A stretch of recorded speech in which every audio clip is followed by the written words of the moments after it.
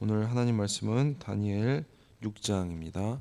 성도 여러분, 오늘 말씀은 크게 네 단락으로 나눌 수 있습니다. 첫 번째 단락은 1절부터 3절입니다. 왕의 총애를 받는 다니엘에 대해서 소개하고 있습니다. 두 번째 단락 4절부터 9절은 다니엘을 제거하려는 신하들의 음모에 대해서 말하고 있습니다. 세 번째 단락 10절부터 13절은 다니엘을 참소하는 신하들의 모습을 보여주고 있습니다. 마지막 14절부터 15절은 왕과 신하들이 충돌하는 장면을 보여주고 있습니다. 먼저 1절부터 3절입니다. 다리오가 자기의 뜻대로 고관 120명을 세워 전국을 통치하게 하고 또 그들 위에 총리 셋을 두었으니 다니엘이 그 중에 하나이라. 이는 고관들로 총리에게 자기의 직무를 보고하게 하여 왕에게 손해가 없게 하려 함이었더라. 다니엘은 마음이 민첩하여 총리들과 고관들 위에 뛰어나므로 왕이 그를 세워 전국을 다스리게 하고자 한지라. 새로이 전국을 건설한 이 다리오 왕은 이 효율적인 통치를 위해 행정 조직을 정비합니다. 다리오 왕은 120명의 고관을 임명하고 그들 위에 총리 셋을 두어 이들을 관리하게 합니다. 고관은 왕을 대리해서 각 지방을 다스리는 총독을 가리킵니다. 이들의 가장 중요한 업무는 행정구역 안에 사는 이 민족들에게서 세금을 걷어 왕에게 바치는 것이었습니다. 총리들에게는 고관들의 업무를 보고받고 주의하면서 왕에게 손해가 없게 했습니다.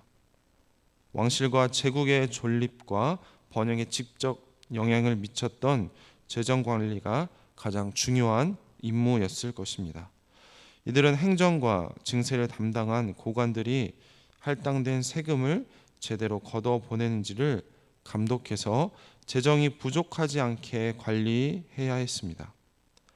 다니엘은 이 세 총리 가운데 한 사람이었습니다. 바벨론 왕 벨사살의 마지막 날에 셋째 통치자로 세움받은 다니엘은 세 총리 가운데 한 사람이었습니다. 당날의 셋째 통치자로 세움받은 다니엘은 이 다리오 시대에도 최고직에서 활동하는 모습을 볼 수가 있습니다. 특별히 그는 세 총리 가운데서 으뜸이었습니다. 빼어난 정신과 타고난 능력으로 다른 총리나 고관들보다 일을 뛰어나게 처리해서 다리오의 남다른 총애를 받았습니다. 느부갓네살의 통치 아래 바벨론 온 지방을 다스리며 모든 지혜자의 어른으로 활동했던 것처럼 이 메대에서도 다니엘은 2인자의 자리에 오른 것입니다. 다니엘은 하나님께서 다리오 시대에도 그를 형통하게 하신 것입니다. 다음은 4절부터 9절 단락인데 4절 5절 보도록 하겠습니다.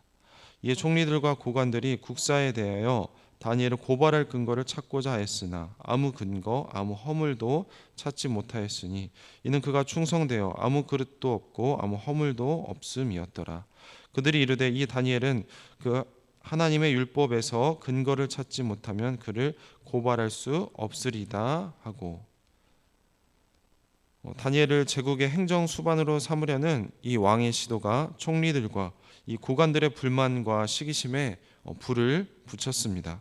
이들은 왕의 신임이 다니엘에게 독점되는 이 정치적인 상황에 조직적으로 지금 반발을 하고 있습니다. 다니엘을 권력의 자리에서 끌어내기 위해 먼저 국사에 대하여 다니엘을 고발할 근거를 찾아보지만 아무 그릇됨도 아무 허물도 찾을 수 없습니다. 여기서 그릇됨이라는 단어는 아람어인데 테만이나 게으름을, 그리고 허물이라는 단어는 부패를 의미합니다. 다리오가 다니엘을 총애했을 때는 마음의 민첩함 때문만은 아니었습니다. 왕궁에서 파당을 짓고 제사적인 욕심을 채우는 자들과 달리 다니엘은 열심을 다해 정직하고 공평하게 총리의 직분을 수행하는 신하였습니다.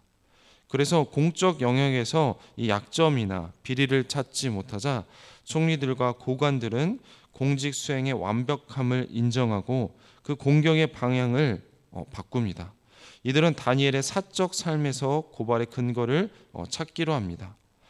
이들은 다니엘을 함정에 빠뜨릴 수 있는 유일한 길이 그의 종교적 경건 생활에 있음을 간파합니다. 여기에 나온 표현 하나님의 율법은 이스라엘의 종교적 관습과 전통입니다. 다니엘을 함정에 빠뜨리기 위해 치명적인 덫을 놓습니다. 이들은 다니엘의 종교 생활이 위법이 되게끔 법을 만들기로 합니다.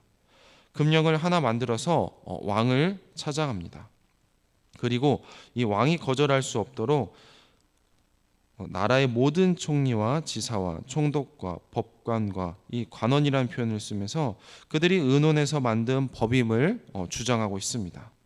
여기서 금령은 두 가지 면에서 굉장히 파격적인데요. 먼저 금령의 유효 기간이 30일로 제한이 되고 있습니다. 이 한 달의 한시적인 법령은 극히 예외적으로 그리고 특별한 의도에서 만들어졌다는 것을 시사하고 있습니다.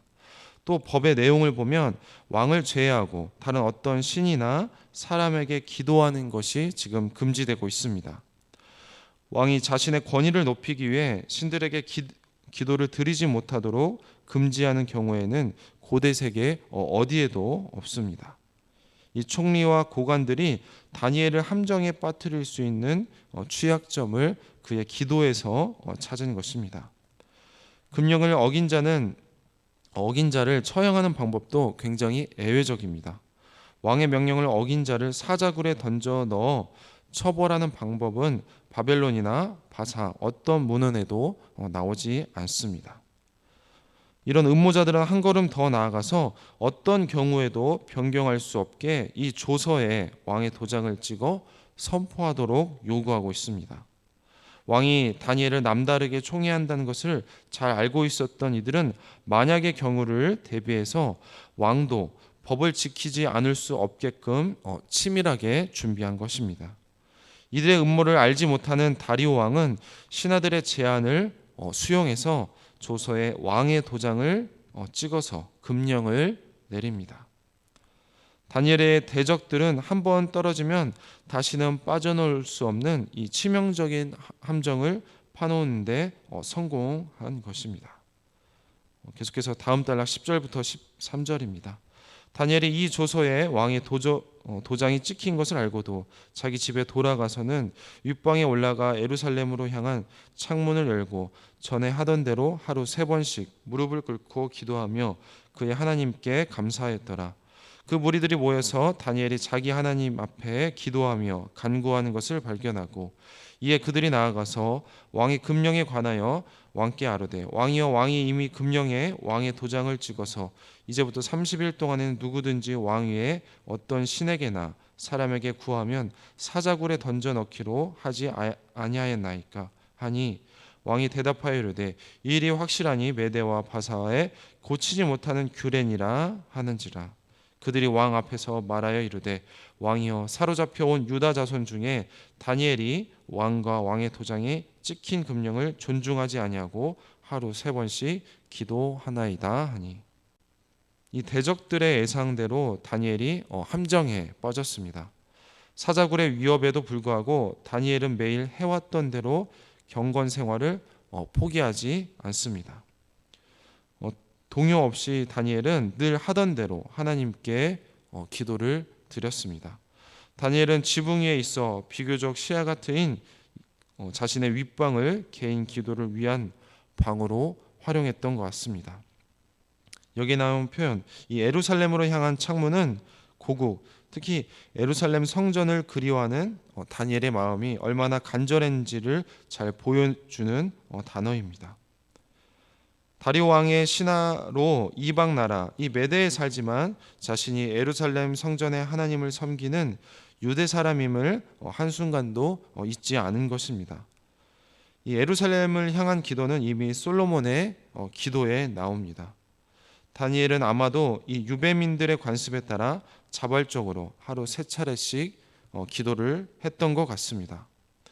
또한 이 하루 3번의 기도는 시편 55편 17절에도 나오는 표현입니다.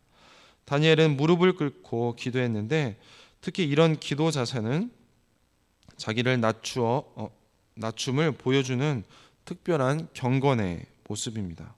고대 세계에서는 일반적으로 서서 기도를 했습니다.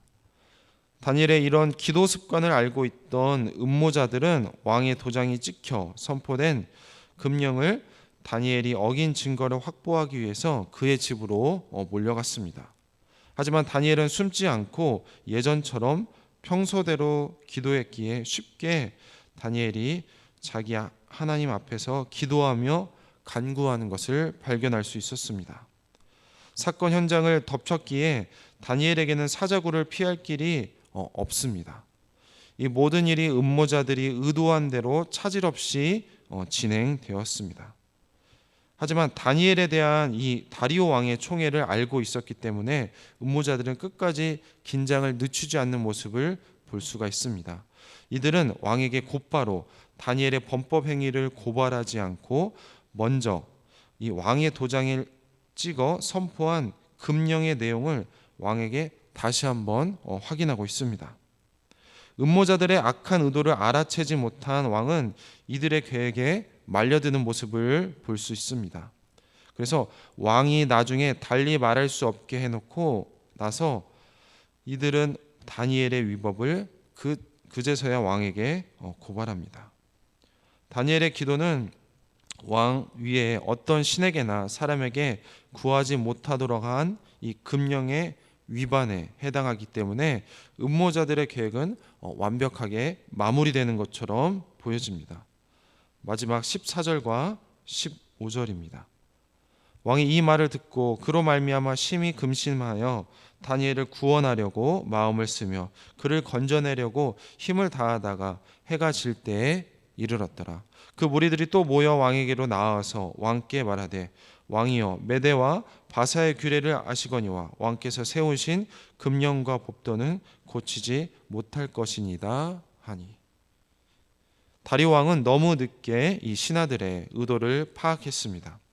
신하들이 고발하는 대상이 다니엘임을 알고 어떻게 해서든 구해보려고 애쓰지만 이 다니엘의 대적들, 음모자들은 한치도 물러나지 않고 있습니다. 다니엘이 금령을 위반한 것은 분명했고 또 메대와 바사의 고치지 못하는 규례에 따라 선포된 금령이기 때문에 왕의 권한으로도 다니엘을 구해줄 길이 없습니다. 개인적으로는 총애하는 신하를 구하기 위해서 메대와 바사의 고치지 못하는 규례를 무시한다면 왕이 법을 무시하는 자가 되면서 제국을 통치할 수 있는 권위를 상실할 위험에 처하게 되는 것입니다. 이렇게 진퇴양난에 빠진 왕은 시간을 끌면서 구해낼 방도를 찾아보지만 그 길이 전혀 없습니다. 왕이 혹시 금령을 취소시키고 다니엘을 구하지 않을까 의심이 된 신하들이 밤에 다시 왕에게 몰려와서 이렇게 말하고 있습니다. 왕께서 세우신 금령과 법도는 고치지 못할 것이니이다. 이렇게 말하고 왕을 가하게 몰아붙이는 모습을 볼 수가 있습니다. 왕권을 포기하지 않는 한 이 왕에게는 다니엘을 사자굴에 내어줄 것 외에는 다른 선택지가 없게 된 것입니다. 성도 여러분, 오늘 말씀은 이 말씀을 통해서 다니엘은 120명의 이 고관들을 관리하는 세 총리 가운데 한 명으로 제국의 안정과 발전의 일익을 담당을 했습니다. 그 사회가 비록 우상을 숭배하는 나라였지만 이 다니엘은 그 나라를 향한 이 하나님의 치우침 없는 주권과 그리고 사랑을 하나님이 주신 지혜와 민첩함으로 자기의 과업을 감당함으로써 이루었습니다. 이것은 다니엘의 신앙과 삶이 일치한 것을 보여주고 있습니다. 그는 태만하지 않았으며 권력을 이용해서 부패하지도 않았습니다. 이것으로 봤을 때 우리의 신앙이 예배당에서만 아니라 우리의 일상과 삶에서 나타나야 할 것입니다. 또한 주일만이 아니라 주중에서도 나타나야 할 것입니다. 우리가 세상에서 우리의 자리가 어떠하든지 그곳 우리가 있는 곳에서 하나님만이 오직 한 분 통치자가 되게 해야 할 것입니다. 이러한 다니엘의 모습을 다니엘을 시기한 신하들이 이 왕의 마음을 훔쳐서 이 30일 동안 왕 외에 다른 신에게 구하는 자를 사자굴에 넣게 하는 조서를 반포하게 합니다. 그리고 그 조서를 왕조차 고치지 못하게 만들어 다니엘을 향한 왕의 신임이 그를 살릴 퇴로마저 막아 버립니다. 하지만 이에 굴하지 않고 다니엘은 변함없이 하루 3번 하나님께 기도하는 모습으로 저항을 하고 있습니다. 속으로 이렇게 생각하지도 않았습니다. 그 조서를 알고 있었기 때문에 30일 동안만은 쉬자는 생각도 하지 않았습니다. 그리고 그들을 피해서 몰래 하자는 생각도 하지 않았습니다. 권력자들에게 자신의 목숨을 구걸하기보다는 목숨을 주장하시는 하나님께 자신의 목숨을 맡긴 것입니다. 그에게는 왕은 왕일 뿐이며 신이 아니며 더구나 하나님을 대신할 신이 될 수 없었습니다. 그래서 다니엘은 흔들리지 않았습니다. 이 다니엘에게 기도는 하나님을 인정하는 행위였습니다. 단지 습관을 쫓아 행하는 종교 행위가 아닌 것입니다. 하나님 외에 다른 신은 없다는 바로 다니엘의 믿음의 표현인 것입니다. 그 신앙이 확실하니까 굳이 숨길 필요가 없었던 것입니다. 그리고 이것을 금하면 금할수록 더욱 그의 공개적인 이러한 신앙 행위는 하나님의 실존을 증명하는 좋은 기회로 만든 것입니다. 다니엘의 이러한 행동은 그의 만용이 아니라 바로 참된 용기에서 나온 자발적인 위기 선택이었습니다. 그리고 하나님 되심을 드러내는 기회로 활용한 것입니다. 이 다니엘의 기도와 이 발각에 다니엘 자신보다 더 근심한 것은 바로 다리오 왕이었습니다. 다리오 왕은 왕이면서 이렇게 신처럼 대접받는 것을 물리치지 못하는 이 자신의 선택으로 인해서 자신의 어리석음으로 인해서 충신을 잃은 위기를 자초한 것입니다. 성도 여러분, 우리는 예수님만을 섬기고 예수님만을 우리의 주인으로 섬기면서 산다는 것은 때로는 우리 살아가다 보면은 난관뿐만 아니라 오늘 말씀처럼 생명을 잃을 위험도 초래할 수 있습니다. 우리의 인생 가운데 혹시 이런 순간이 찾아와도 그것에 의해서 굴하지 않으려면 오늘 우리의 일상에서도 계속해서 충성스럽게 하나님의 말씀대로 그리고 하나님만을 섬기면서 살아가는 우리 모든 성도님들이 되길 소망합니다. 우리 기도하도록 하겠습니다. 하나님 감사합니다. 오늘 말씀 통하여서 이 다니엘이 이 메대 시대에도 이 다리오 왕에게 쓰임 받는 그런 신하로서 살아가는 모습을 보았습니다. 다니엘의 이런 신앙과 삶이 일치되는 것을 다리오 왕이 알아본 것입니다. 하나님, 우리도 마찬가지로 우리의 삶과 신앙이 일치하는 삶을 살 수 있도록, 그래서 세상 사람들이 하나님을 인정하고 우리를 인정하는 삶을 살 수 있도록 도와주시옵소서. 그렇게 다니엘에게 다리오에게 신임받는 다니엘이 신하들의 질투를 받는 모습을 봤습니다. 그리고 함정을 파서 다니엘이 사자굴에 던져질 수밖에 없는 모습을 봤습니다. 다니엘은 그 사실을 알고 조서를 내린 것을 알았지만 그럼에도 불구하고 늘 해왔던 대로 기도하는 모습을 보여주었습니다. 하나님, 우리가 세상에 굴복하는 것이 아니라 우리의 삶을 통하여서 하나님을 증명하는 증인의 삶을 살 수 있도록 하나님 도와주시옵소서. 그래서 어떤 순간과 환경이 와도 굴하지 않고 오늘 우리 일상의 삶을 계속해서 충성스럽게 살아가는 우리 모든 성도님들이 다 될 수 있도록 하나님 은혜 베풀어 주시옵소서. 감사드리며 예수님의 이름으로 기도했습니다. 아멘.